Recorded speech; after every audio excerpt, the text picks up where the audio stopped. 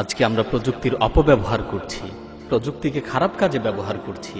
আমাদের তরুণ সমাজ অনলাইনে সারাক্ষণ পাপাচার আর অশ্লীলতায় লিপ্ত। গান, মুভি ও পর্নোগ্রাফির মতো অশ্লীল ভিডিওগুলো নিয়ে ব্যস্ত থাকাই যেন তাদের কাজ। হে যুবক, তুমি তোমার যৌবনের হেফাজত করো।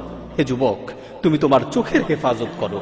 তুমি একাকী কম্পিউটারের সামনে বসে বসে পাপাচার করছো আর মনে মনে ভাবছো পৃথিবীর কেউ তো তোমাকে দেখছে না। মনে রেখো, তোমাকে পৃথিবীর কেউ দেখুক আর না দেখুক, আল্লাহ সুবহানাহু ওয়া তাআলা কিন্তু ঠিকই দেখছেন। পৃথিবীর কেউ তোমার পাপাচার সম্পর্কে জানুক আর না জানুক, আল্লাহ সুবহানাহু ওয়া তাআলা কিন্তু ঠিকই জানেন। তুমি কম্পিউটারের ব্রাউজিং হিস্টোরি থেকে তোমার পাপাচারকে যতবারই ডিলিট করো না কেন, মনে রেখো আল্লাহর কাছে তোমার পাপাচারের হিস্টোরি কিন্তু ঠিকই থেকে যাচ্ছে। কিরামান কাতিবিন তথা সম্মানিত লেখক ফেরেশতাগণ তোমার অপরাধগুলোকে লিখে রেখেছেন। কিয়ামতের দিন সকলের সামনে তোমার অপরাধগুলোকে প্রকাশ করে দেয়া হবে।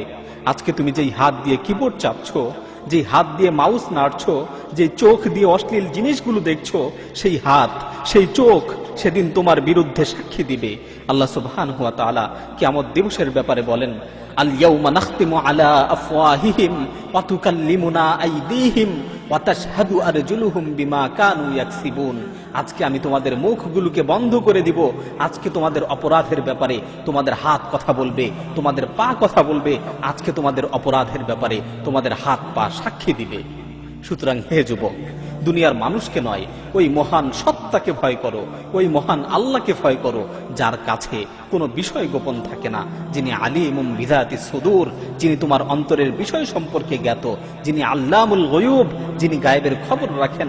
সেই মহান প্রতিপালককে ভয় করো, সেই মহান রবকে ভয় করে সকল অশ্লীলতা ও পাপাচার থেকে বিরত থাকো।